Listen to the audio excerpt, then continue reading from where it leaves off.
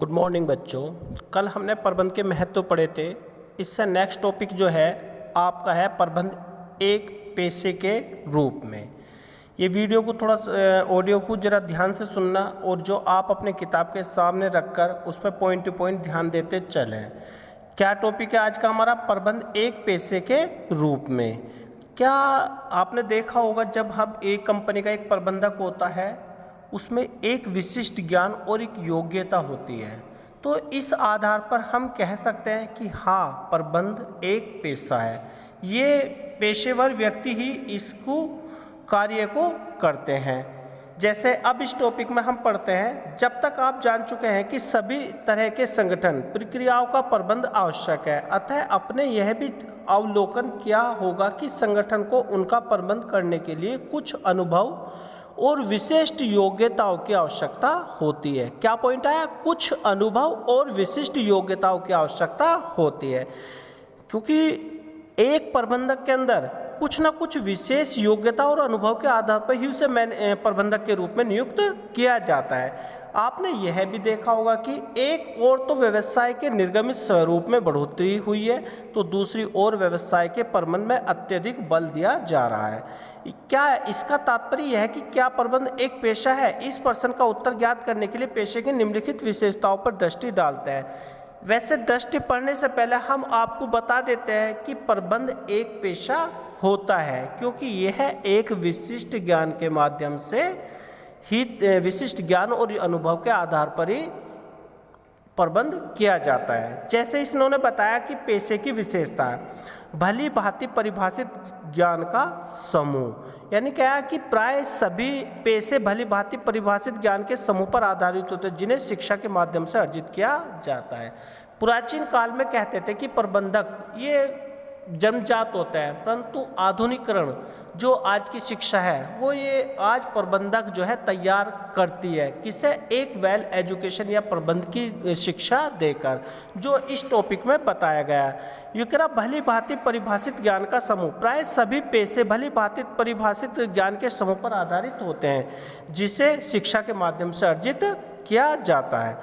अवरोधित प्रवेश, इसमें देखते हैं पेशे में प्रवेश परीक्षा या शैक्षणिक योग्यता द्वारा ही सीमित होता है। उदाहरण के लिए यदि भारत में किसी को चार्टर्ड अकाउंट सीए बनना है, तो उसे भारतीय चार्टर्ड अकाउंट संस्थान द्वारा आयोजित प्रवेश परीक्षा को उत्तीर्ण करना होगा। यानी क्या है कि किसी न किसी शिक्षा की प्रबंध की एक आपको डिग्री लेनी होगी। तीसरा है पेशागत परिषद, प्राय सभी पेशे किसी न किसी परिषद अथवा सभा में संबंध होते हैं। इनमें प्रवेश का नियम करते हैं, आधार संहिता के आधार पर तैयार किया जाता है।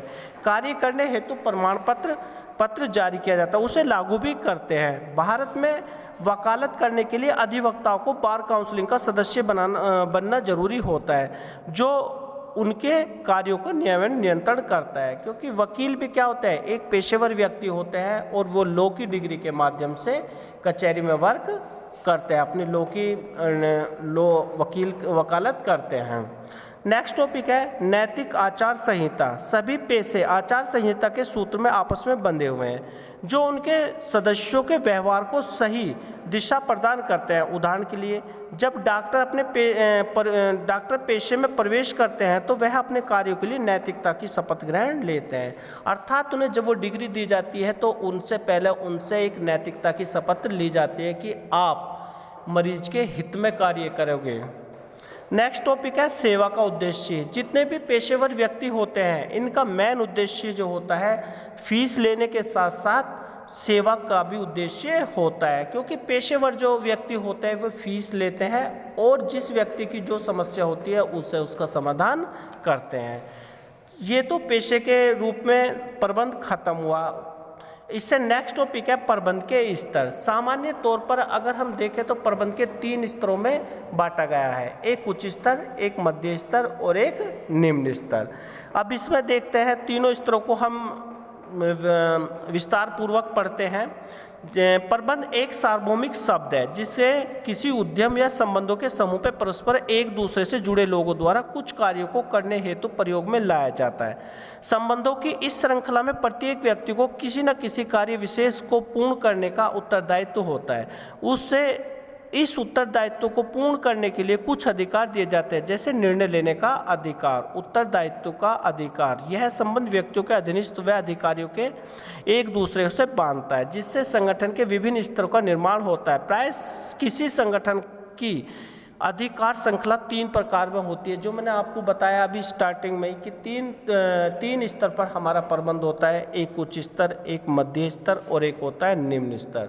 उच्च स्तरीय प्रबंध वह होता है जिसमें आपके बड़े डायरेक्टर या उच्च अधिकारी जो उस संस्था के होते हैं वे उच्च प्रबंध के स्तर के होते हैं। जैसे ये बता रहे हैं, यह संगठन उच्च अथवा वरिष्ठ अधिकारियों के होते हैं, जिन्हें चेयरमैन, मुख्य अधिकारी, कार्याधिकारी, प्रधान तथा उप प्रधान आदि कई नामों से जाना जाता है। यानी क्या है कि जो उस फर्म का चेयरमैन होगा या मुख्य कार्याधिकारी होगा वही टॉप लेवल का मैनेजमेंट होगा, क्योंकि जो भी डिसीजन या पॉलिसी लेनी है टॉप लेवल पर वही लेंगे।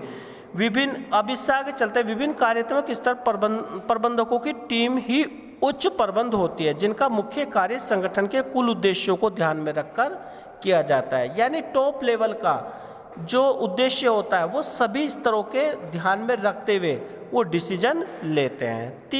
दूसरा पॉइंट आता है इसमें मध्य स्तरीय प्रबंध। मध्य स्तरीय प्रबंध विभागीय डिपार्टमेंट के जो प्रबंधक होते हैं, यानी एक बड़ी फर्म में फर्म को कई विभागों में बांट दिया जाता है, उन विभागों के जो प्रबंधक होते हैं वे मध्य स्तर के प्रबंधक कहते हैं।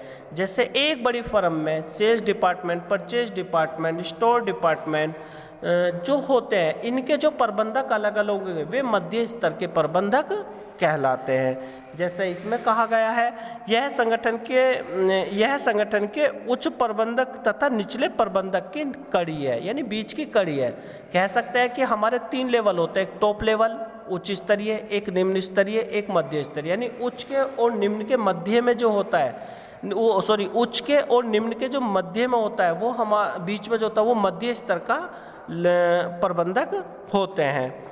इससे नेक्स्ट टॉपिक है, इसमें आगे है बेटा, इसमें जो बताया गया है निम्न स्तर को पर्यवेक्षक अथवा परिचालन प्रबंधक। इसे शॉर्ट में हम इसे दूसरे नाम से भी हम जान सकते हैं, निम्न स्तरीय प्रबंधक। इसमें जो आते हैं वो आते हैं फोरमैन और पर्यवेक्षक, संगठन के अधिकारी पंक्ति के निम्न स्तर में आते हैं। जैसे कुछ व्यक्तियों के ऊपर एक फोरमैन बना दिया जाता है, तो जो क्या करता है वो कुछ लिमिटेड व्यक्तियों को ही देखता है और उनसे कार्य कराता है। तो इसमें क्या आता है, निम्न स्तरीय प्रबंध में जो आता है वो फोरमैन या पर्यवेक्षक, यानी कुछ व्यक्तियों के ऊपर कार्य करने वाले, ये हमारे निम्न स्तर के प्रबंधक होते हैं। बेटा आज के ये 2 टॉपिक ध्यान से पढ़ना, रीडिंग करना और नोट वर्क काम करने के लिए मैं आपको हेडलाइन करके भेजूँगा, उससे आप अपनी नोटबुक में भी कार्य करें बेटा। ओके।